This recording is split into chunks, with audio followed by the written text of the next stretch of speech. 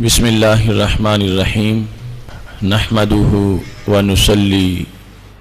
ونسلم علی رسولہ الکریم اما بعد فاعوذ باللہ من الشیطان الرجیم بسم اللہ الرحمن الرحیم اللہ عالم حیث یجعل رسالتہ صدق اللہ العظیم وصدق رسولہ النبی الکریم الامین ان اللہ وملائکتہ یصلون علی النبی یا ایہا الذین آمنوا صلوا علیہ وسلموا تسلیما الصلاة والسلام علیک یا سیدی یا رسول اللہ وعلی آلک واصحابک یا حبیب اللہ مولاي صل وسلم دائما ابدا علی حبیبک خیر الخلق کلہم۔ اللہ تبارک و تعالی جل جلالہ وعم نوالہ واتم برہانہ وعظم شانہ کی حمد و ثنا اور حضور سرور کائنات مفخر موجودات زینت بزم کائنات قائد المرسلین خاتم النبیین احمد مجتبی جناب محمد مصطفیٰ صلی اللہ علیہ وآلہ واصحابہ وبارک وسلم کے دربار گہربار میں ہدیہ درود السلام عرض کرنے کے بعد وارثان منبر و محراب ارباب فکر و دانش غیور اہل حق اہل اسلام محتشم حضرات و خواتین، رب ذوالجلال کے فضل اور توفیق سے ہم سب کو ادارہ صراط مستقیم کے فہم دین کورس میں شرکت کی سعادت حاصل ہو رہی ہے۔ ہماری آج کی گفتگو کا موضوع بھی نہایت اہم موضوع ہے، منصب نبوت اور عقیدہ مومن۔ میری دعا ہے رب ذوالجلال اس نورانی صبح میں درس قرآن مجید کے اندر ہماری حاضری کو قبول فرما لے اور ہم سب کو قرآن و سنت کا فہم اور اس کے بلاغ و تبلیغ اور اس پر عمل کی توفیق عطا فرمائے۔ میں نے قرآن مجید برہان رشید کی سورہ انعام کی آیت نمبر 124 کا ایک حصہ آپ حضرات کے سامنے تلاوت کیا ہے۔ خالق کائنات جل جلالہ فرماتا ہے اللہ اعلم حیث یجعل رسالتہ، اللہ ہی خوب جانتا ہے کہ وہ اپنی رسالت کس جگہ پہ رکھے۔ کچھ لوگوں کا یہ خیال تھا کہ فلاں شخص کو نبی بنایا جائے، کچھ کہتے تھے ولید بن مغیرہ کو بنا دیا جائے، کچھ کہتے تھے عروہ بن مسعود کو بنا دیا جائے۔ ولید بن مغیرہ مکہ شریف کا ایک بڑا مالدار آدمی تھا، تو وہ کہتا تھا میری عمر بھی زیادہ ہے، میرے پاس مال بھی زیادہ ہے، لہذا مجھے نبی بنایا جائے۔ لوگوں کے مختلف زاویے تھے اور اس بارے میں وہ اپنی تجاویز پیش کر رہے تھے کہ فلاں نبی ہونا چاہیے، فلاں نبی ہونا چاہیے۔ تو خالق کائنات جل جلالہ نے یہ آیت نازل کر کے اس بات کو واضح کیا کہ میں جانتا ہوں کہ منصب نبوت کیا ہے اور اس کا اہل کون ہے اور اس پر کس کو میں نے فائز کیا ہے، یہ حقیقت میں ہی جانتا ہوں۔ رسول اکرم نور مجسم شفیع معظم صلی اللہ علیہ وآلہ وسلم کو خالق کائنات جل جلالہ نے جب یہ حکم دے دیا کہ آپ اعلان نبوت فرمائیں، اس وقت کفار مکہ کی طرف سے یہ بات بھی سامنے آ رہی تھی جس کو قرآن مجید برہان رشید نے ذکر کیا ہے۔ وہ کہتے تھے وَقَالُوا لَوْلَا نُزِّلَ هَذَا الْقُرْآنُ عَلَى رَجُلٍ مِّنَ الْقَرْيَتَيْنِ عَظِيمٍ، سورہ زخرف کی آیت نمبر 31 ہے کہ انہوں نے کہا کہ یہ قرآن مجید دو شہروں میں سے ایک بڑے آدمی پر کیوں نہیں اتارا گیا؟ قریتین سے مراد مکہ شریف اور طائف۔ طائف میں ان کے نزدیک نبوت کا امیدوار عروہ بن مسعود تھا اور مکہ شریف میں ولید بن مغیرہ۔ تو ان کے نزدیک جو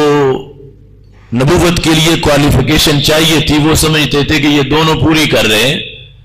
اور ان پر قرآن مجید کو نازل کرنا چاہیے تھا، یہ زیادہ مالدار ہیں۔ اللہ تعالیٰ نے قرآن مجید کہاں نازل کر دیا؟ وہ جو اپنے طور پر ایک نبوت کا منصب سمجھے ہوئے تھے، خالق کائنات جل جلالہ نے ان کی بات کو رد کیا اور واضح کر دیا کہ میں جانتا ہوں کہ میری یہ ذمہ داری کتنی بڑی ہے اور کتنے بڑے آدمی کو یہ دی جاتی ہے اور اس کے اندر کتنی صلاحیتیں ہونی چاہیے، یہ سارا مجھے علم ہے اور اس کے مطابق میں اپنی رسالت عطا کرنے والا ہوں۔ اب دیکھیے وہ ماحول، اس میں لوگوں کو منصب نبوت کا کیا پتا ہوگا جبکہ منصب الوہیت سے وہ اتنے غافل تھے۔ بخاری شریف میں ہے کہ وہ ایک پتھر کی پوجا کرتے تھے، اگر ان کو اس سے کوئی خوبصورت پتھر مل جاتا تھا تو پہلے کو پھینک دیتے تھے اور نئے پتھر کی بندگی شروع کر دیتے تھے۔ تو جن کے نزدیک معیار الوہیت اتنا گرا ہوا ہو وہ منصب نبوت کو کیا پہچان سکیں گے؟ وہ اپنی طرف سے لافزنی کر رہے تھے۔ خالق کائنات جل جلالہ نے قرآن مجید کے اندر منصب نبوت کو بیان بھی کر دیا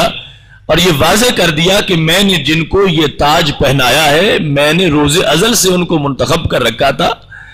اور ان کے اندر یہ صلاحیتیں موجود ہیں کہ انہیں ہی اب یہ تاج پہنایا جائے گا اور یہ آخری تاج ہے نبوت کا جو ان کے سر پہ سجایا گیا ہے اور ان کو نبوت عطا کر دی گئی ہے۔ قرآن مجید برہان رشید کی آیات کا اگر ایک سرسری جائزہ مرتب کیا جائے تو رسول اکرم نور مجسم شفیع معظم صلی اللہ علیہ وسلم کی شخصیت اور آپ کا مقام و مرتبہ اس بات کو معین کرتا ہے کہ معیار نبوت اور منصب نبوت کتنا بڑا ہے اور اس کے لیے مومن کو کس طرح محتاط رہنا چاہیے اور اپنا عقیدہ کیا رکھنا چاہیے۔ رسول اکرم صلی اللہ علیہ وآلہ وسلم کی عظمت و شان اور آپ کا منصب نبوت جو ہے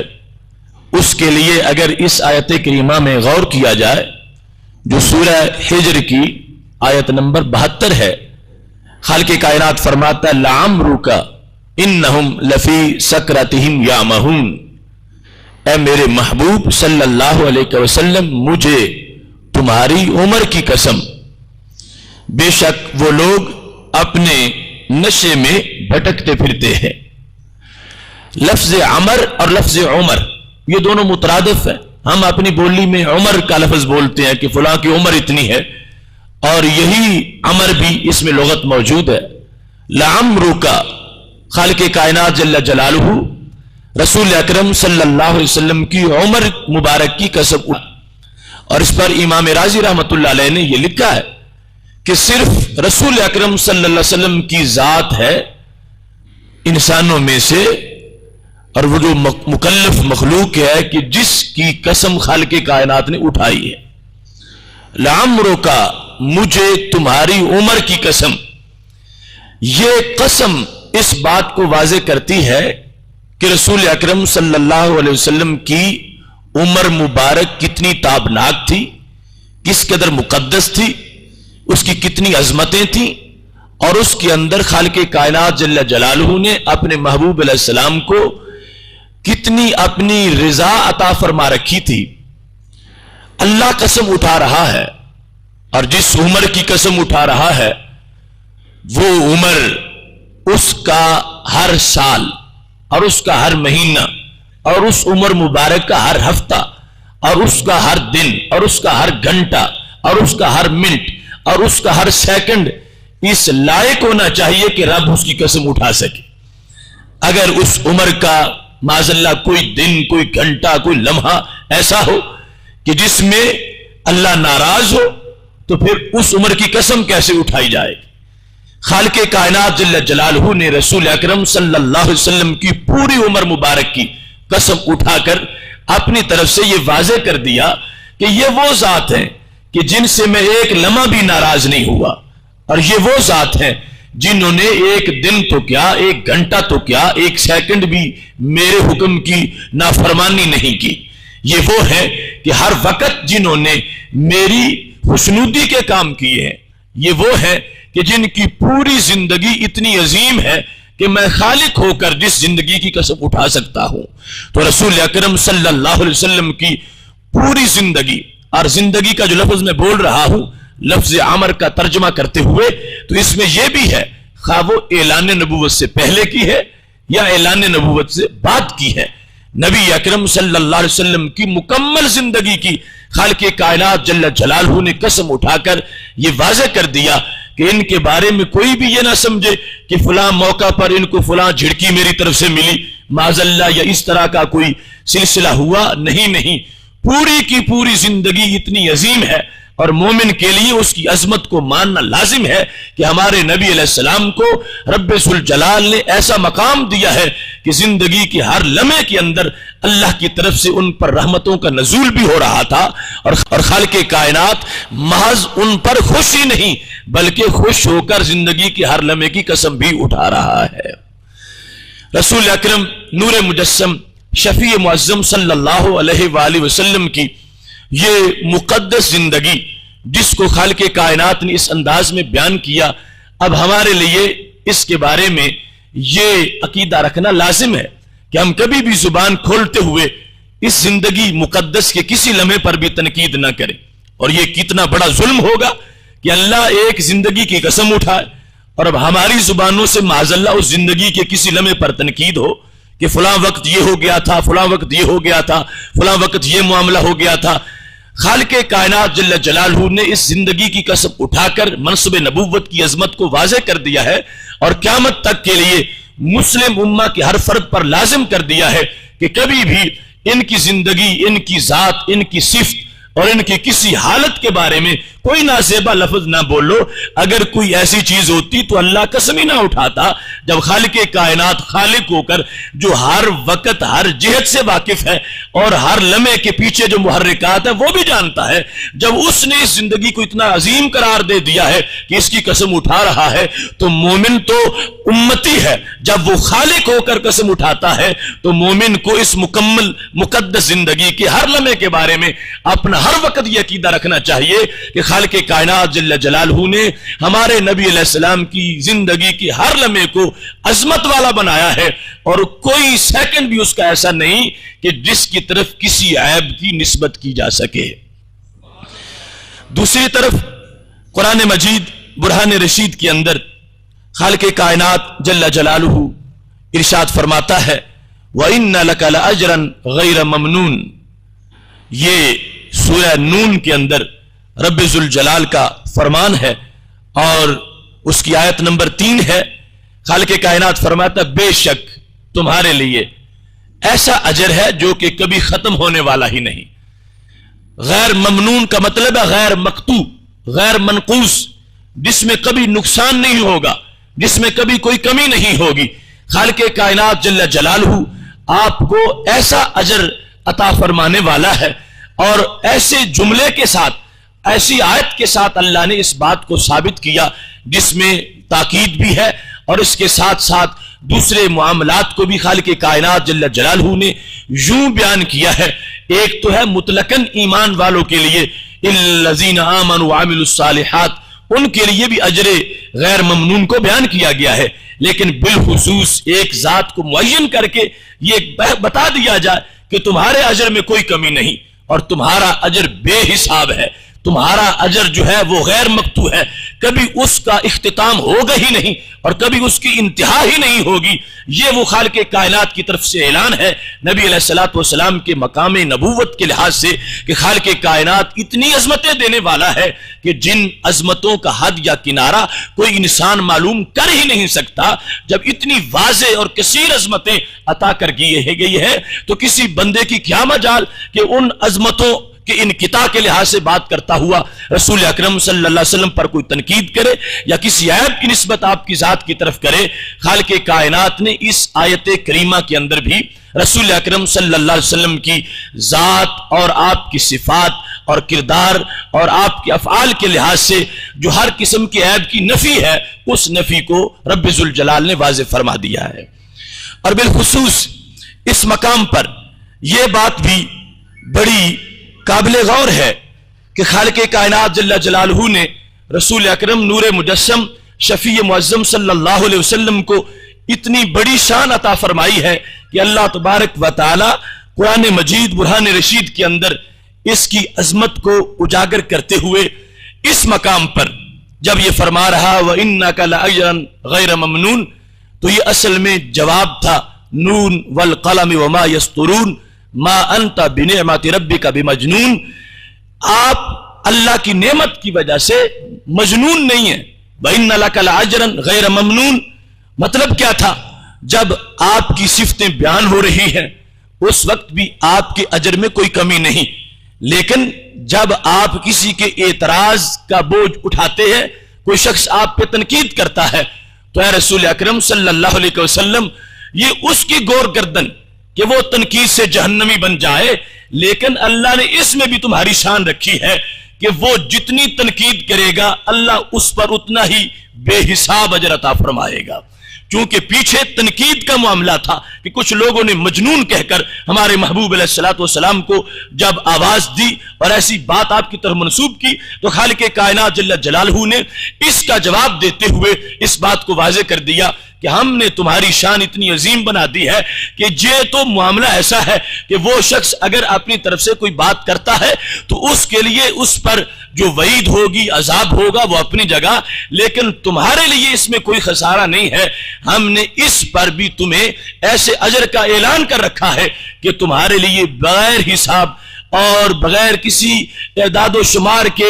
ایسا اجر اللہ تبارک و تعالی دینے والا ہے کہ جس میں کبھی بھی کوئی کمی واقع نہیں ہوگی اور جس کا کبھی بھی اختتام نہیں ہوگا۔ خالق کائنات جل جلالہ نے اسی کے بعد یہ فرما دیا وَإِنَّكَ لَعَلَىٰ خُلُقٍ عَظِيمٍ کہ میں اپنی طرف سے یہ اعلان کرتا ہوں کہ تم صاحب خلق عظیم ہو۔ امام راضی کہتے ہیں کہ خلق آپ کے لیے یوں ہے جیسے مولا کے لیے مملوک کی حیثیت ہوتی ہے۔ خالق کائنات جل جلالہ نے تمام اچھے اخلاق کو رسول اکرم صلی اللہ علیہ وسلم کی سیرت میں یوں بیان فرما دیا ہے اور دوسرے مقام پر فرما دیا سورہ یاسین کے اندر خالق کائنات فرماتا ہے یاسین والقرآن الحکیم انک لمن المرسلین علی صراط مستقیم۔ وہاں پر ہر لمحہ جو رسول اکرم صلی اللہ علیہ وسلم کی حالت ہے اس کو اللہ نے حتمی طور پر بیان کر دیا۔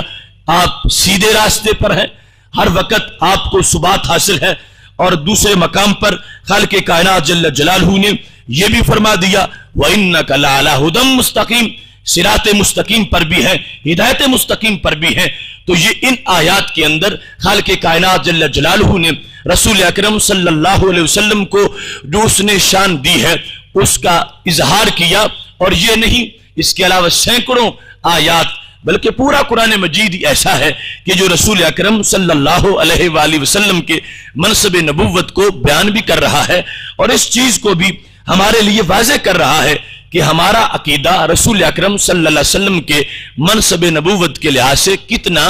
واضح ہونا چاہیے کہ نہ تو آپ کی ذات پر کوئی تنقید ہو، نہ ہی آپ کی صفات پر تنقید ہو، نہ ہی آپ کی تعلیمات پر تنقید ہو، نہ ہی تنقید واضح لفظوں میں ہو، نہ ہی اشارہ اور کنایہ کے لحاظ سے ہو، اور کسی طرح بھی کسی انداز میں بھی کوئی ایسا انداز ہی نہیں ہونا چاہیے کہ جس سے یہ لگے کہ رسول اکرم صلی اللہ علیہ وسلم کے منصب نبوت پر معاذ اللہ کوئی جملہ کسا جا رہا ہے۔ اس انداز میں ہر وقت ماننا لازم ہے کہ کوئی بھی عیب کی نسبت، کبھی بھی معمولی سی عیب کی نسبت بھی رسول اکرم صلی اللہ علیہ وسلم کے ذات، صفات اور کردار کی طرف نہ ہونے پائے۔ تو یہ وہ عقیدہ ہے جو قرآن و سنت نے مومن کے لیے واضح کیا ہے۔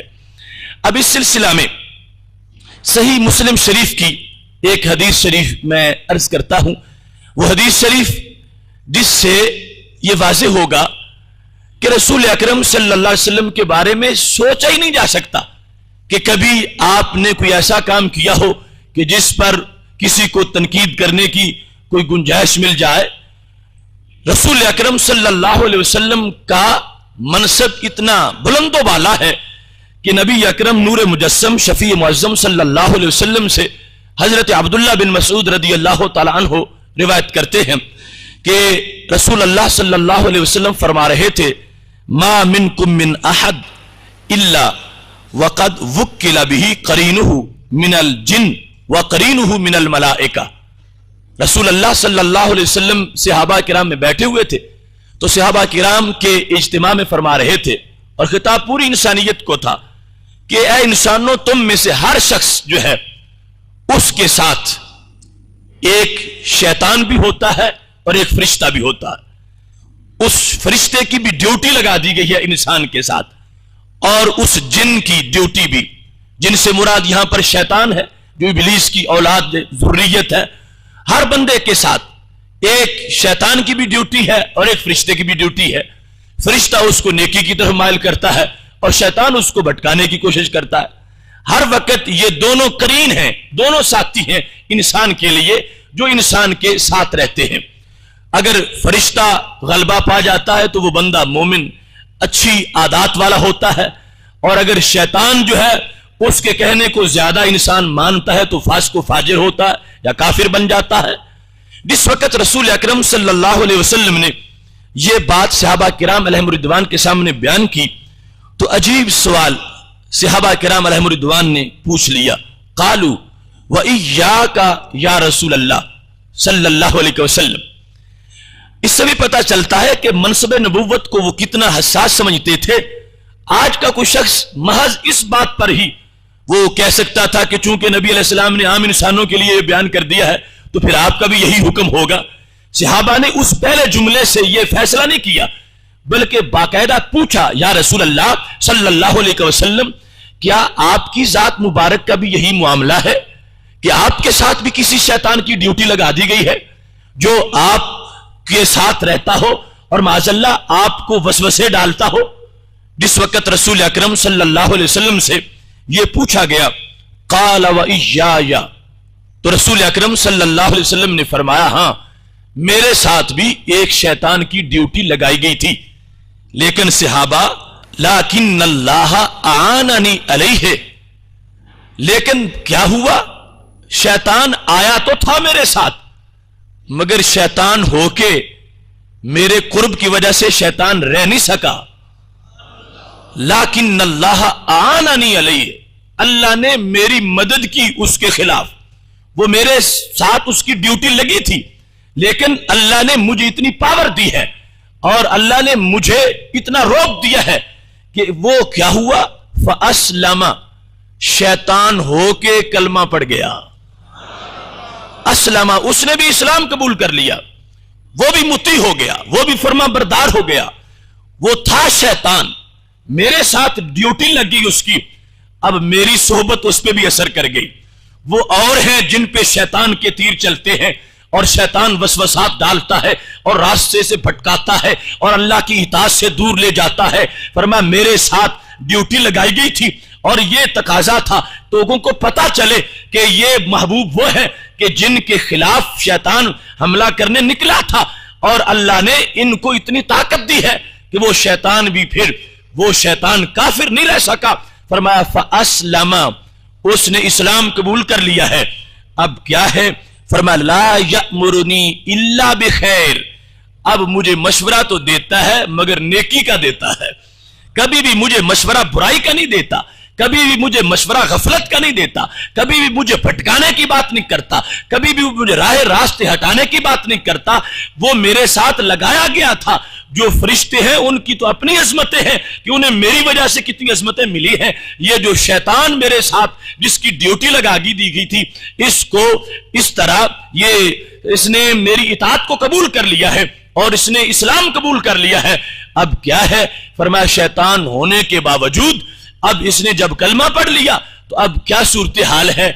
مجھے اچھائی کے مشورے دیتا ہے اور کبھی بھی برائی کا کوئی مشورہ نہیں دیتا۔ اب اس حدیث صحیح سے جو صحیح مسلم میں ہے وہ سارے وسوسات دور ہو گئے جو آج کچھ لوگوں کی ذہن کی اختراع ہے کہ رسول اکرم صلی اللہ علیہ وسلم بھی معاذ اللہ ہم جیسے ہیں، ان پر بھی شیطان کا حملہ ہو جاتا ہے، وہ بھی یہ کر سکتے ہیں، وہ بھی فلاں کم کر سکتے ہیں، ان سے بھی ایسا ہو سکتا ہے، ان سے فلاں صغیرہ ہو سکتا ہے، یا فلاں جگہ معاذ اللہ بھٹکنے کا احتمال موجود ہے۔ جب میرے محبوب علیہ الصلوۃ والسلام نے واضح کر دیا کہ ڈیوٹی تو اس کی تھی، میرے ساتھ آیا تھا اور وہ بھی قانون خداوندی کی برابری تھی، اور اللہ تعالیٰ نے مجھے اتنی توفیق دی ہے کہ میں نے اس پر اپنے ایسے اثرات مرتب کر دیے ہیں۔ فَأَسْلَمَ، اب اس نے اسلام قبول کر لیا ہے۔ جس نے بھٹکانا تھا جب وہ خود راہ راست پہ آ چکا ہے تو پھر نبی علیہ السلام کے بارے میں یہ کیسے سوچا جا سکتا ہے کہ آپ کی ذات، صفات اور آپ کے کردار اور معمولات میں کوئی ایسی کمی ہو جو کہ عام انسانوں کے اندر یا خواص کے اندر جو بعض معمولی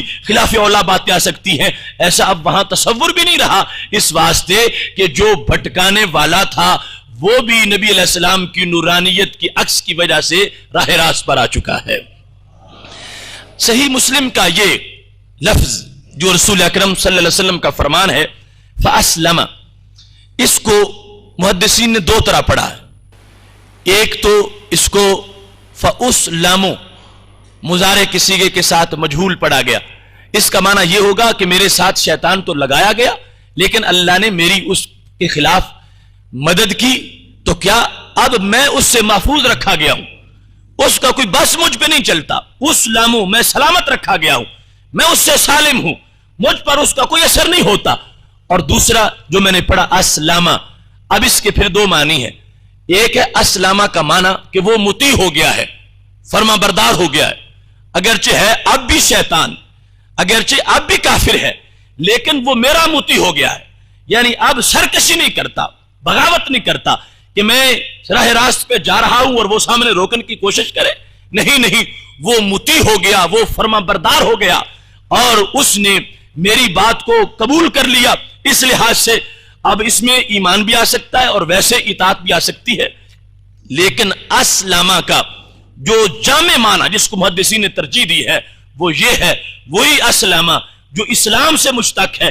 اور جس کا معنی ہے کلمہ اسلام پڑھ لینا۔ فَأَسْلَمَ، وہ اگرچہ شیطان تھا لیکن یہ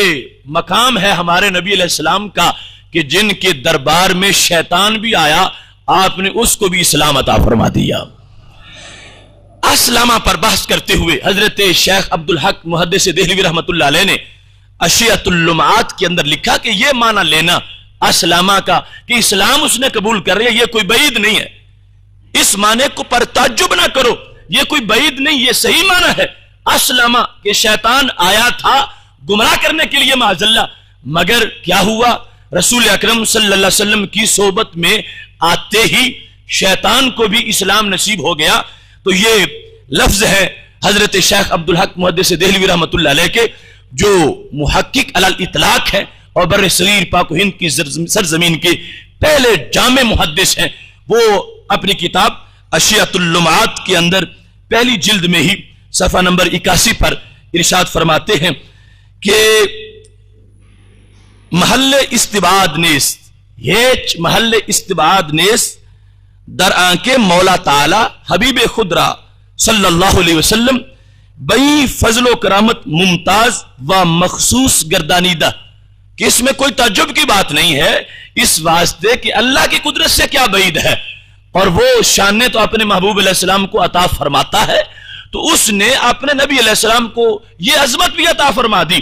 کہ اوروں کے شیطان تو ان کو بھٹکاتے ہیں اور ان کے پاس شیطان آیا تھا تو اللہ تعالیٰ کی دی ہوئی توفیق سے رسول اکرم صلی اللہ علیہ وسلم نے اس شیطان کو بھی اسلام عطا فرما دیا ہے۔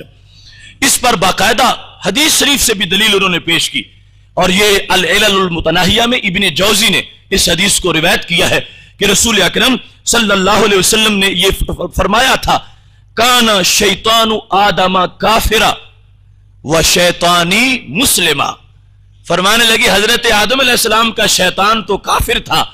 لیکن میرا شیطان بھی مسلمان ہے۔ کانا شیطان آدم کافرا، حضرت آدم علیہ السلام کا شیطان جو تھا وہ کافر تھا۔ یہ یاد رکھیں، ابلیس ایک ہے، وہ جزئی حقیقی ہے، اور آگے اس کی اولاد میں سے ہر ایک کو شیطان کہا جا سکتا ہے۔ خود ابلیس کو بھی شیطان کہا جا سکتا ہے اور اس کی ذریت کو بھی شیطان کہا جا سکتا ہے۔ تو میرے نبی علیہ السلام فرما رہے ہیں کہ وہ شیطان جو حضرت آدم علیہ السلام کے ساتھ تھا وہ تو کافر تھا، لیکن اسی کی اولاد میں سے اگرچہ اس کی اولاد ہونے کے لحاظ سے اس کو شیطان ہی کہا جائے گا، لیکن میرے ساتھ آنے کی وجہ سے اس کو مسلمان کہا جائے گا۔ شیطانی چونکہ میری طرف منسوب ہو گیا ہے، میرے پاس آ گیا ہے، شیطانی مسلمہ۔ اتحاف السادۃ المتقین کے اندر بھی اس حدیث شریف کو روایت کیا گیا ہے، النہایۃ الجزریہ میں بھی اس کو روایت کیا گیا ہے، اور اس سے بھی اس معنی کی پوری طرح وضاحت ہوگی اور اس کی تائید ہو گئی کہ واقعی فاسلمہ میں یہ معنی کرنا بالکل واضح ہے، اور حدیث جو دوسرے مقام پر بھی اس کی حمایت کر رہی ہے کہ وہ آیا تو تھا، میرا قرین بنایا تو گیا تھا ایک جن کو، شیطان کو میرے ساتھ، لیکن فاسلمہ میری تجلیات اس پہ پڑی ہیں تو وہ بھی کافر نہیں رہ سکا۔ اللہ تعالیٰ نے میرے قرب کی وجہ سے اس کو بھی اسلام عطا فرما دیا ہے۔ یہ مختصر سے گفتگو جو تھی، یہ منصب نبوت قرآن و سنت کی روشنی میں آیات اور ایک حدیث میں نے عرض کی، اور اس سے اب پتا چلا کہ وہ لوگوں کی جو محض خرافات ہے کہ رسول اکرم صلی اللہ علیہ وسلم کی طرف کسی کمی کی نسبت کی جائے اور کسی طرح کے کسی وسوسے یا پھسلن یا اس طرح کی کسی بات کو منسوب کیا جائے، ہرگز ایسا نہیں۔ جب وہ باعث ختم ہو گیا ہے، وہ علت ہی ختم ہو گئی ہے، تو اب اس کا اثر مرتب کیا ہوگا؟ رسول اکرم نور مجسم شفیع معظم صلی اللہ علیہ وسلم، اسی واسطے آپ کی زندگی اتنی عظیم قرار پائی ہے کہ خالق کائنات نے اعلان نبوت سے پہلے کی زندگی یا اعلان نبوت کی بعد کی زندگی، اس میں سے ہر لمحے کو اتنا عظیم قرار دیا ہے کہ خود رب ذوالجلال نے اس کی قسم اٹھا لی ہے،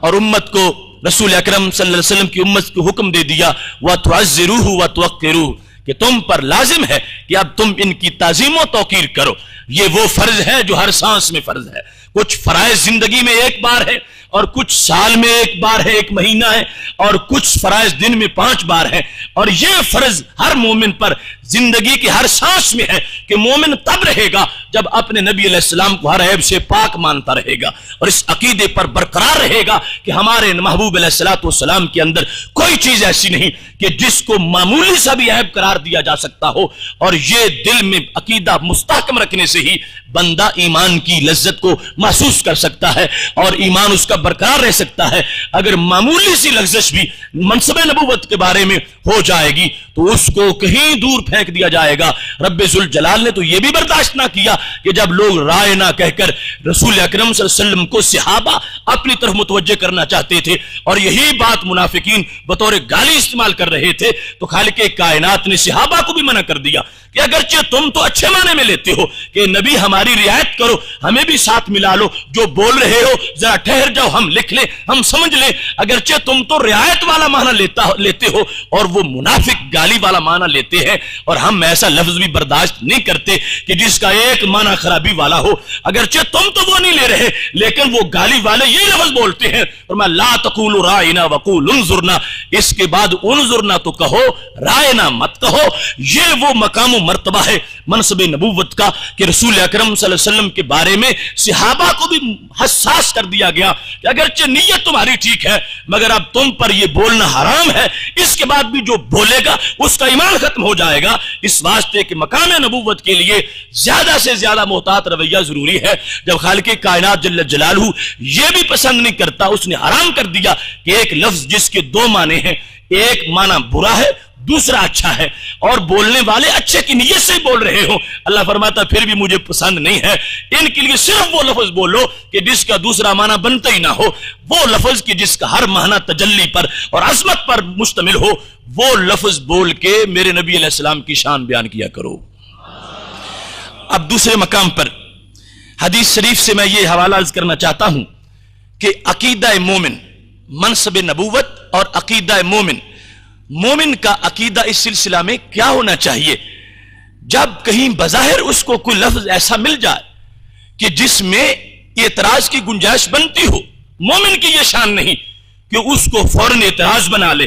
مومن کی یہ شان نہیں کہ اس کو اعتراض کی شکل میں بیان کرے یا لوگوں کے ذہن میں وسوسے پیدا کرے، نہیں، اس کو پھر بھی اپنے ذہن کی سوئی وہی رکھنی چاہیے کہ ہمارے نبی علیہ السلام کا مقام و مرتبہ تو ہر عیب سے پاک ہے، یہ جو بات سامنے آ گئی ہے یہ سمجھنے کے لائق ہے، اس کو سمجھوں گا، اور یہ ہمارا دعویٰ ہے رب کعبہ کی قسم، قرآن و سنت میں کوئی لفظ ایسا نہیں کہ جس سے کوئی عیب نکلتا ہو، جہاں بظاہر کوئی عیب کسی کو نظر آئے گا وہاں بھی توجہ کریں گے تو عظمتوں کے کئی گلستان آباد نظر آئیں گے۔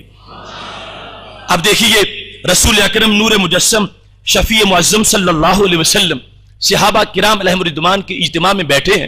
جامع ترمذی میں اور ابن ماجہ شریف میں یہ حدیث شریف موجود ہے کہ ہمارے محبوب علیہ الصلوۃ والسلام فرما رہے تھے، حضرت انس رضی اللہ تعالی عنہ اس کی روایت کرتے ہیں، کان رسول اللہ صلی اللہ علیہ وسلم یکثر ان یقول یا مقلب القلوب ثبت قلبی علی دینک۔ حضرت انس کہتے ہیں کہ رسول اکرم صلی اللہ علیہ وآلہ وسلم اکثر یہ دعا مانگا کرتے تھے، کیا؟ یا مثبت القلوب، یا مقلب القلوب، اے دلوں کو بدل دینے والے، ثبت قلبی علی دینک،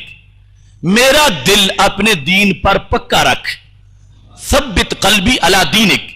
اپنے دین پر میرے دل کو پکا رکھ، تو دلوں کو بدلنے والا ہے مگر میرے دل کو یہی پکا رکھ، میرے دل کو تبدیل نہ کر۔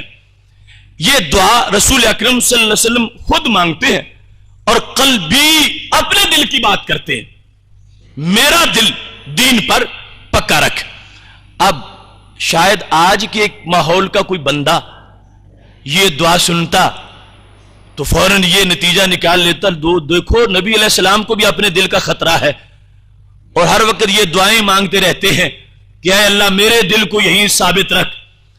آپ کو اپنے بارے میں کوئی خطرہ ہے کہ کہیں میرا دل صراط مستقیم سے ہٹ نہ جائے اور دین سے ہٹ نہ جائے، یہ کوئی بعید نہیں، اور آپ گواہ ہیں اس بات کے۔ آج کے ماحول میں ایسے عناصر موجود ہیں جو ایسی باتوں سے فوراً ایسے نتائج اخذ کرتے ہیں اور اس سے بڑی بڑی باتیں کر جاتے ہیں، مگر قربان جاؤں صحابہ کرام علیہم رضوان کے عقیدہ پر، جب ان کے مجمع میں بار بار یہ دعا مانگی گئی، ان میں سے ایک شخص نے بھی یہ اخذ نہیں کیا کہ نبی علیہ السلام اپنی بات کر رہے ہیں، صحابہ نے اس لفظ سے اپنا معاملہ سمجھا۔ اگرچہ رسول اکرم صلی اللہ علیہ وسلم لفظ صحابہ کے بارے میں نہیں بول رہے، ثبت قلبی، یہ نہیں کہتے ثبت قلبنا قلوبنا، اے اللہ ہمارے دلوں کو ثابت رکھ، دعا یہ ہے ثبت قلبی، اے اللہ میرے دل کو اپنے دین پر ثابت رکھ، دعا یہ ہوتی ہے۔ لیکن صحابہ کرام علیہم رضوان کا سوال کیا تھا؟ قربان جاؤں منصب نبوت کو سمجھنے والے اس کی عظمت کو کتنا سمجھتے ہیں اور اس پر کتنا پہرا دیتے ہیں۔ صحابہ کرام علیہم رضوان کہتے ہیں، حضرت انس خود کہنے لگے، فقلت یا نبی اللہ، میں نے کہا اے اللہ تعالیٰ کے محبوب صلی اللہ علیہ وسلم، آمنا بکا، ہم آپ پر ایمان لے آئے، وبما جئت بہ، اور آپ کی شریعت پر بھی ایمان لے آئے، ہم نے آپ کو بھی مانا اور آپ کی شریعت کو بھی مانا، فَهَلْ تَخَافُ عَلَيْنَا، کیا آپ کو ہمارے بارے میں کوئی خطرہ ہے کہ ہمارا دل ہٹ جائے گا؟ هَلْ تَخَافُ عَلَيْنَا،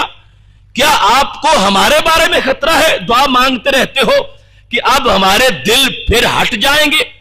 تخاف علینا، یہ جملہ بڑا قابل غور ہے۔ رسول اکرم صلی اللہ علیہ وسلم نے بات ثبت قلبی سے کی کہ میرا دل ثابت رکھ، اور صحابی کہتے ہیں تخاف علینا، یا رسول اللہ صلی اللہ علیہ وسلم یہ جو دعائیں آپ مانگتے ہیں حقیقت میں بات ہماری ہے، بات آپ کے دل کی نہیں، بات ہمارے دل کی ہے۔ اب دیکھو لفظ تھا رسول اللہ صلی اللہ علیہ وسلم کی ذات کے بارے میں، لیکن صحابہ میں سے کسی نے یہ نہیں سمجھا کہ ہمارے نبی علیہ السلام کو بھی معاذ اللہ بھی تک کوئی پک اور یقین ہی نہیں کہ میرا کیا بنتا ہے، اور بار بار ثبت قلبی قلبی کہتے ہیں، کسی کو یہ خدشے نہیں ہوا۔ صحابہ سمجھ گئے ہیں کہ رسول اکرم صلی اللہ علیہ وسلم اپنے دل کی دعا مانگ کے حقیقت میں ہمارے لیے دعا مانگ رہے ہیں۔ حل تخاف علینا، ورنہ اگر سرکار کے بارے میں اندیشہ ہوتا تو صحابہ کا سوال یہ ہوتا، کہتے حل تخاف علیکا علی نفسے کا، یا رسول اللہ صلی اللہ علیہ وسلم کہ ابھی تک آپ کو اپنے بارے میں بھی خطرہ ہے کہ دل ہدایت سے ہٹ جائے گا؟ صحابہ میں سے کسی نے یہ جملہ جس سے ظاہری طور پر یہ مطلب اخذ کیا جا سکتا تھا، مگر کسی نے یہ مطلب اخذ نہیں کیا۔ انہوں نے سمجھا ہوا تھا کہ ایسے معاملے ہمارے لیے ہوتے ہیں۔ رسول اکرم نور مجسم شفیع معظم صلی اللہ علیہ وسلم اگرچہ بات یوں کر رہے ہیں، ثبت قلبی، اے اللہ میرے دل کو ثابت رکھ، لیکن مراد یہ ہے کہ میرے صحابہ کو ثابت رکھ، جنہوں نے میرے دین کو مان لیا ثابت رکھ۔ اب یہ بات صحابہ نے رسول اکرم صلی اللہ علیہ وسلم پر اس کو منطبق نہیں کر دیا کہ یہ چرچا شروع کر دیتے کہ ہمارے نبی علیہ السلام ابھی دعائیں مانگتے رہتے ہیں اور پتہ نہیں کب ان کا دل معاذ اللہ ہٹ جائے۔ ایسا کوئی خدشہ ان کو نہیں ہوا، جس طرح کہ آج کے پروپیگنڈے شروع ہو جاتے ہیں۔ تمام صحابہ اتفاق سے ماننے والے ہیں اور وہ جانتے ہیں کہ ایسے الفاظ ان کا مطلب امت کے لحاظ سے ہوتا ہے اور ان کی نسبت امت کی طرف ہوتی ہے اور ان کا معاملہ امت کی طرف ہوتا ہے۔ صحابہ کرام علیہم الرضوان نے اپنے بارے میں سمجھا اور پوچھا، یا رسول اللہ صلی اللہ علیہ وسلم کہ آپ کو ہمارے بارے میں خوف ہے؟ تو میرے محبوب علیہ الصلوۃ والسلام نے فرمایا نعم، ہاں۔ یہ یاد رکھو، میرے نبی علیہ الصلوۃ والسلام نے بالآخر یہ گارنٹی بھی دے دی تھی، بخاری میں ہے، لا اخاف علیکم ان تشرکوا بعدی، میرے صحابہ اب مجھے تمہارا کوئی خطرہ ہی نہیں ہے کہ تم میرے بعد مشرک بنو گے، تم نہیں بنو گے، میں گارنٹی دے رہا ہوں۔ بخاری کی حدیث شریف ہے، اور یہ ابھی ابتدائی مراحل تھے اور ان کو ابھی مزید تیار کرنا چاہتے تھے اور پکا کرنا چاہتے تھے اور ساتھ اللہ کی قدرت اور اس کے تصرفات کا بیان کرنا چاہتے تھے۔ فرمایا ہاں، اس واسطے ان القلوب بین اصبعین من اصابع اللہ، اس واسطے کہ بندے کا دل اللہ کی دو انگلیوں کے درمیان ہے، جو اس کی شان کے لائق انگلیاں ہیں، فرمایا وہ بدلتا ہے جیسے چاہتا ہے۔ تو اس واسطے میں تمہارے لیے دعا مانگ رہا ہوں کہ دل مستحکم رہیں، دل پکے رہیں، اور نتیجتاً یہ فرما دیا قسم اٹھا کے، واللہ لا اخاف علیکم ان تشرکوا بعدی، فرما خدا کی قسم ہے مجھے تمہارے مشرک ہو جانے کا کوئی خطرہ نہیں، اب تم کبھی بتوں کو سجدہ نہیں کرو گے۔ یہ ہو سکتا ہے کہ دنیا کی محبت آ جائے اور تم اس میں لگ جاؤ، لیکن اب تم میں کبھی بھی شرک نہیں آ سکے گا۔ تو یہ مطلب تھا اس حدیث کو بیان کرنے کا کہ جب قرآن و سنت کے اندر کوئی ایسا لفظ آ جائے کہ جس میں بظاہر کوئی ایسی صورتحال نظر آ رہی ہو، مومن کی یہ شان نہیں کہ فوراً اس سے اعتراض اخذ کرے، مومن کی یہ شان ہے کہ اس کو اس پس منظر میں دیکھے جس میں پہلے مومنین نے دیکھا ہے، جن کے بارے میں اللہ نے فرما دیا فَإِنْ آمَنُوا بِمِثْلِ مَا آمَنْتُمْ بِهِ فَقَدْ اهْتَدَوْا، اگر ایمان چیک کرنا چاہتے ہو تو صحابہ کے ایمان جیسا بنا لو، پھر ایمان معتبر ہوگا۔ تو ان کا یہ ہے کہ جہاں لفظ میں گنجائش بنتی بھی تھی،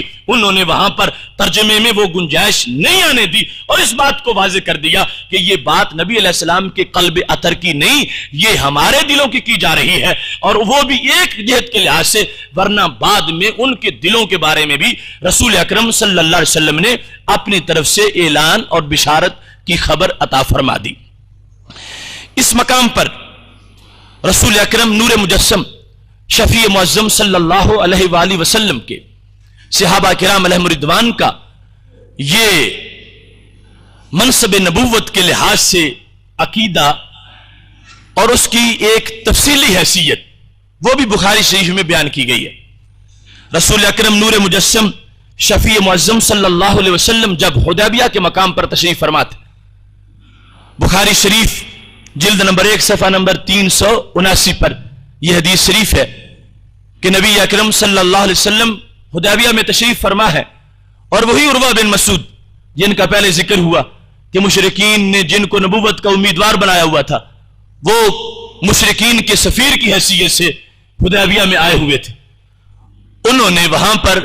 دیکھا کہ جن لوگوں نے ایک شخصیت کا کلمہ پڑھ لیا اور ان کو نبی مان لیا، اب وہ ان کا ادب کیسا کرتے ہیں، منصب نبوت ان کے نزدیک کیا ہے، اور منصب نبوت کے بارے میں یہ جو پہلے مسلمان ہیں صحابہ کرام علیہم رضوان، ان کا عقیدہ کیا ہے۔ صحیح بخاری شریف میں وہ حقیقت موجود ہے، ابھی میں بیان کرتا ہوں، اور اللہ کے فضل سے آپ کو تسکین حاصل ہوگی کہ خالق کائنات جل جلالہ نے اتنی صدیوں کے گزر جانے کے باوجود بھی وہ چمک آج بھی ہمیں عطا فرما رکھی ہے۔ رسول اکرم نور مجسم شفیع معظم صلی اللہ علیہ وسلم کے پاس جب عروہ بن مسعود آئے، کٹر مشرک تھے، اور ابتدائی گفتگو میں پہلی کوئی باتیں گڑبڑ بھی کرتے رہے۔ جب حضرت صدیق اکبر رضی اللہ تعالیٰ عنہ کو غصہ آ گیا اور تلوار کی نوک سے ان کو پیچھے ہٹایا اور ایک بہت سخت جملہ بھی ان کے بارے میں بول دیا، وہ پھر بیٹھ گئے، اور اس انداز میں رسول اکرم صلی اللہ علیہ وسلم کے پاس عروہ بن مسعود بیٹھے ہوئے تھے کہ اپنی آنکھ کے آخری حصے کے ساتھ تھوڑا تھوڑا نگاہیں پھیر کے دیکھ رہے تھے کہ یہ جو لوگ کلمہ گو ہیں اور نبی علیہ السلام کو ماننے والے ہیں، یہ کیسا مانتے ہیں، ماننے کا مطلب کیا ہوتا ہے، جب کسی کو نبی مانا جائے تو اس کو کیا مانا جاتا ہے، یہ وہ مشاہدہ کر رہے تھے تاکہ قریش کو جا کے بیان کریں کہ یہ صورتحال تھی۔ میں بادشاہوں کے درباروں میں بھی گیا کرتا ہوں انالیسس سے کہ دونوں درباروں کا فرق کیا ہے۔ عروہ بن مسعود وہاں پر بیٹھے دیکھ رہے تھے، اور واپس جا کر انہوں نے قریش مکہ کو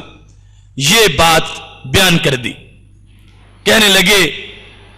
ما تنخم رسول اللہ صلی اللہ علیہ وسلم نخامتن الا واقعت فی کف رجل منہم۔ آغاز میں بڑی اچھی تمہید سے گفتگو کی، کہنے لگے وفدت علی الملوک، میں بہت سے بادشاہوں کے پاس گیا، وفدت علی کیسر و کسرا والنجاشی، میں کیسر کے پاس بھی گیا، میں کسرا کے پاس بھی گیا، میں نجاشی کے پاس بھی گیا، اگرچہ مشرک تھے۔ اللہ کے نام کی قسم اٹھا کے کہنے لگے واللہ ان رأیت مالکا یعظم اصحابہ ما یعظم اصحاب محمدن صلی اللہ علیہ وسلم، خدا کی قسم ہے میں نے آج تک کسی بادشاہ کی ایسی تعظیم نہیں دیکھی جتنی تعظیم مسلمان اپنے نبی علیہ السلام کی کرتے ہیں۔ ان رأیت مالکا، میں نے کوئی بادشاہ ایسا نہیں دیکھا، یعظم اصحابہ، کہ اس کے اصحاب اس کی ایسی تعظیم کرتے ہوں، ما یعظم اصحاب محمدن صلی اللہ علیہ وسلم، جو تعظیم اصحاب رسول صلی اللہ علیہ وسلم اپنے نبی علیہ السلام کی کرتے ہیں، اتنی تعظیم میں نے کسی دربار میں نہیں دیکھی۔ کیسر کے پاس گیا، کسرا کے پاس گیا، نجاشی کے پاس گیا، میں نے ایسی تعظیم نہیں دیکھی جتنی تعظیم یہ صحابہ اپنے نبی علیہ السلام کی کرتے ہیں۔ اب غور سے اس بات کو سننا، اور یہ معیار ہے آج بھی حق کا منصب نبوت اور عقیدہ مومن کے لحاظ سے، کہ وہ پہلے مومن کہ جن کا ایمان رجسٹرڈ ایمان تھا، اور اللہ نے جس ایمان کو معیار بنا رکھا ہے اس ایمان کے اندر کیا کیا چیزیں تھیں۔ عروہ بن مسعود ایک کٹر مشرک ہے، اور یہ چیزیں جو اس کو بالکل واضح نظر آئی ہیں اس نے سمری مرتب کر لی اور جا کے قریش مکہ کو بتا دیا ہے، اور یہ جو کچھ اس نے دیکھا اس عقیدے کا اتنا اثر ہوا کہ عروہ بن مسعود رضی اللہ تعالیٰ عنہ کے دل سے بتوں کی محبت ختم ہو گئی، اور ان کی دل پر بھی اسی محبت کا جھنڈا لہرانے لگا۔ جس شخص کو قریش نے نبوت کا امیدوار بنایا ہوا تھا اور جھگڑے کرتے تھے، اے اللہ تو نے اس کو نبی بنانا تھا، یہ لائق ہے نبوت کے، اور اللہ تعالیٰ فرما رہا تھا اللہ اعلم حیث یجعل رسالتہ، مجھے پتا ہے کہ رسالت کس کے پاس ہونی چاہیے اور نبوت کس کو دوں گا۔ جس عروہ کو تم نبی بناتے ہو یہ تو میرے نبی کی غلامی کا امیدوار بننے والا ہے، اور واقعی بن گئے اور منصب شہادت پر بھی فائز ہوئے۔ یہ عروہ بن مسعود جب حدیبیہ میں موجود ہیں، دیکھ کے گئے ہیں، قریش کو جا کر انہوں نے جو انداز بیان کیا، سب سے پہلا جملہ یہ تھا، کہنے لگے ما تنخم رسول اللہ صلی اللہ علیہ وسلم نخامتن الا وقعت فی کف رجل منہم۔ اے قریش میں حیران رہ گیا ہوں، لوگ اپنے محبوبوں سے پیار کرتے ہی رہتے ہیں، لیکن میں نے آج وہ محبوب دیکھے ہیں، ان کی ایسی تعظیم دیکھی ہے کہ جس تعظیم کی مثال مجھے کائنات میں نظر نہیں آئی۔ میں جہاں دیدہ انسان ہوں، میں نے آج پہلی بار دیکھا جب حدیبیہ سے ہو کے آیا ہوں، کیا کہ ان مسلمانوں کے نبی علیہ السلام اتنے عظیم ہیں اور یہ ان کا کلمہ پڑھ لینے کے بعد ان کو اتنا عظیم سمجھتے ہیں کہ ان کے محبوب علیہ السلام جب اپنے مبارک ہونٹوں سے اپنا تھوک مبارک جدا کرتے ہیں، ان کے صحابہ اس کا بھی ادب کرتے ہیں، اس تھوک مبارک کی بھی تعظیم کرتے ہیں۔ کیسے ادب کرتے ہیں کہ اس کو زمین پہ نہیں گرنے دیتے، اپنے ہتھیلیوں پہ سجاتے ہیں، اور ہتھیلی پہ لینا بھی اگرچہ بڑا ادب ہے، ہتھیلی پہ لے کے کپڑے صاف کر دیا جائے۔ عروہ کہنے لگے میں دیکھتا رہا ہوں، یوں نہیں کہ ہتھیلی پہ لے کے رومالوں سے صاف کر دیں، دالا کا بیا وجہہ وجلدہ، جس کو ملتا تھا وہ ماتھے پہ لگا لیتا تھا۔ اب عقیدہ مومن کس انداز میں ہے کہ رسول اکرم نور مجسم شفیع معظم صلی اللہ علیہ وسلم کے پاس بیٹھنے والے لوگ جنہوں نے براہ راست دین حاصل کیا،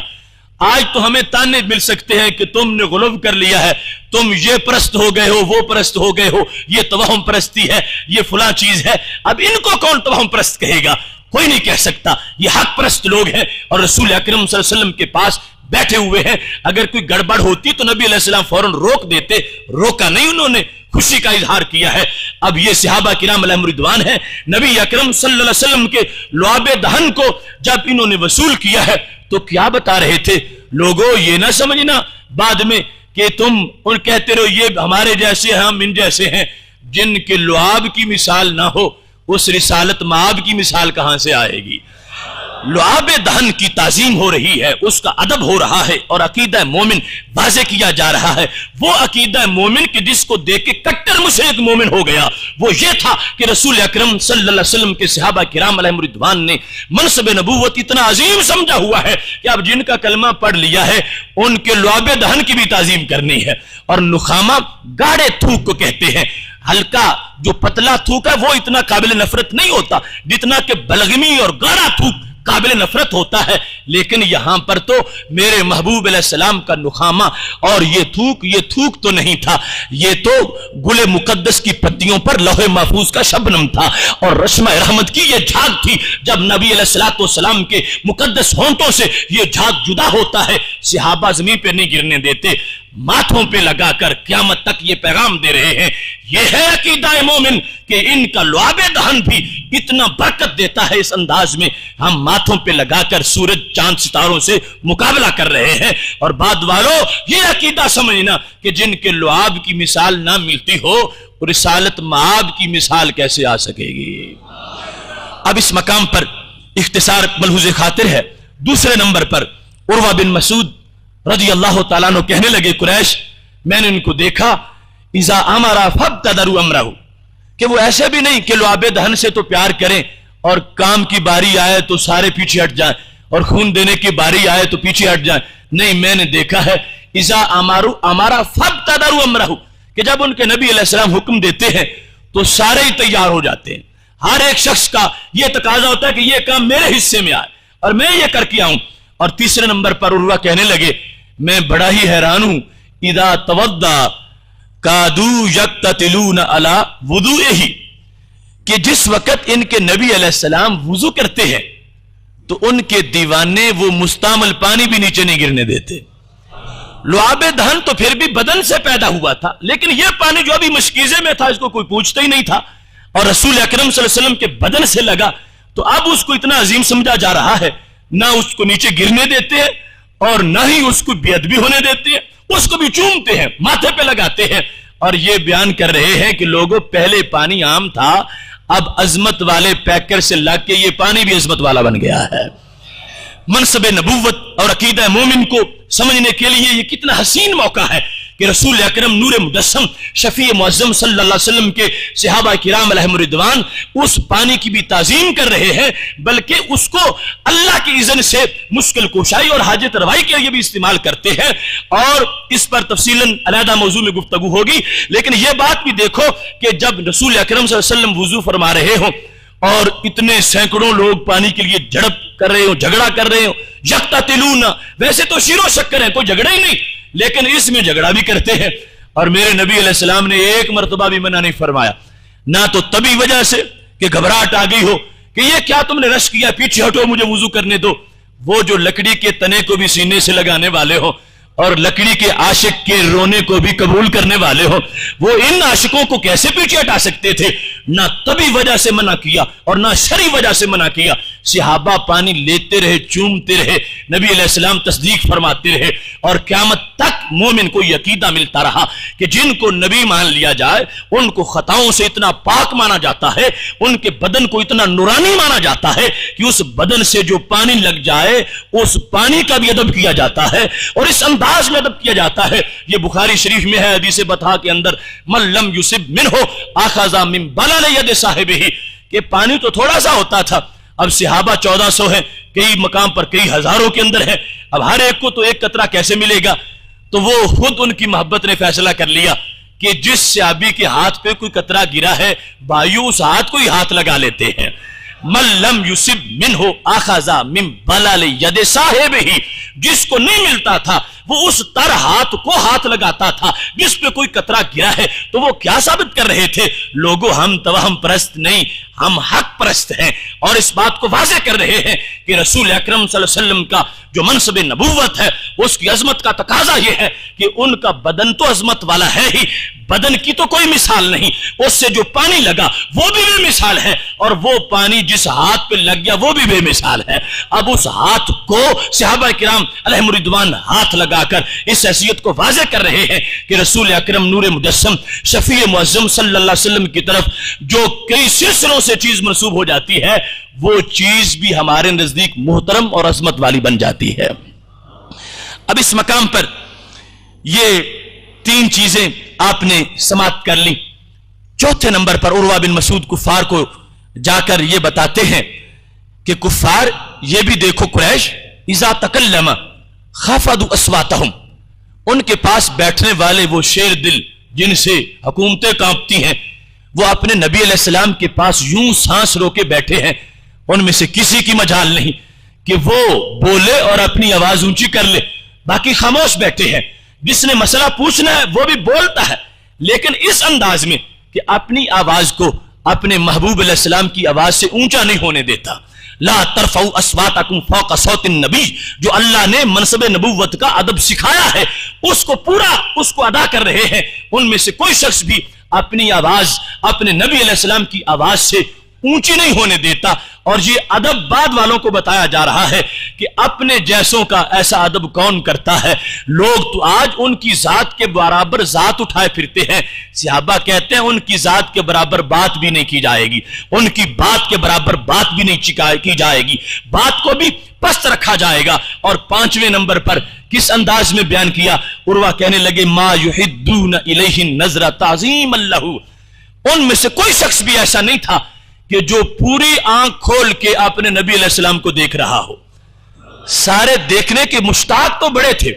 ان کی عید ہوتی تھی جب انہیں دید ہوتی تھی، وہ مشتاق تو بڑے تھے، مگر ادب اتنا تھا کہ کہیں براہ راست آنکھیں 4 ہونے سے کوئی توہین نہ ہو جائے۔ دیکھنے میں حالانکہ آنکھ کا نور بڑی نازک سی چیز ہے، جب بندہ دیکھتا ہے تو یہ کوئی ایسی تپش نہیں کہ جس سے اگلے کو کوئی تکلیف ہو، لیکن پھر بھی تھوڑا سائیڈوں سے دیکھتے ہیں۔ تعظیم اللہ، اے قریش دیکھنے میں بھی ادب کرتے ہیں، دیکھنے میں بھی تعظیم کرتے ہیں۔ اب دیکھو یہ 5 چیزیں سر فہرست حضرت عروہ بن مسعود رضی اللہ تعالی عنہ نے نوٹ کی اور ان پر اثر ہوا، اور قریش کو بھی جا کے انہوں نے لرزہ برندام کر دیا، اور قریش واقعی مرعوب ہوئے کہ ہم سمجھتے تھے کہ شاید اس طرح بادشاہ کے سپاہی ہوتے ہیں، جب جنگ ہوگی کچھ بھاگ جائیں گے کچھ رہ جائیں گے، یہاں معاملہ بادشاہ سپاہی والا نہیں، یہاں تو منصب نبوت کے ادب والا معاملہ ہے، اور یہ لوگ ایسے نہیں کہ یہ بھاگ جائیں گے۔ حضرت عروہ بن مسعود رضی اللہ تعالی عنہ نے بار بار جس چیز کا مشاہدہ کیا، دیکھا کہ لعاب دہن ماتھے پہ لگایا جا رہا ہے، مستعمل پانی چوما جا رہا ہے، اور یہ بات بھی آج بڑی قابل غور ہے کہ یہ کوئی بدھو جاہل لوگ نہیں تھے جو ایسا کام کر رہے تھے، یہ وہ لوگ تھے کہ جن کی عقل کو زمانہ سلام کرتا ہے۔ جانتے ہو یہ کون تھے دائیں بائیں بیٹھے ہوئے جو لعاب دہن ماتھے پہ لگا رہے تھے؟ یہ جاہل بدو نہیں تھے بھائیو، یہ صدیق و عمر تھے، یہ طلحہ و زبیر تھے، اور سعد و سعید تھے رضوان اللہ علیہم اجمعین، جو رسول اکرم صلی اللہ علیہ وسلم کا لعاب دہن ماتھے پر لگا کر بعد والوں کو بتا رہے تھے تم کروڑوں مل جاؤ ہمارے قدموں کی خاک تک بھی نہیں پہنچ سکتے، اور ہم ان کو اتنا عظیم سمجھتے ہیں کہ ان کا لعاب دہن بھی ماتھوں پہ لگاتے ہیں۔ اس مقام پر جو 5 چیزیں حضرت عروہ بن مسعود رضی اللہ تعالیٰ عنہ نے بیان کی، اور یہ محبت کا جذبہ، رب کعبہ کی قسم ہے اگر آج اس کے کھوج میں کوئی نکلے کہ آج یہ عقیدہ کہاں رہتا ہے، آج اس کا مسکن کیا ہے، آج یہ عقیدہ کس سینے میں موجود ہے، بلا خوف تردید یہ کہہ سکتا ہوں یہ سنی کے سینے میں آج میں بھی موجود ہے۔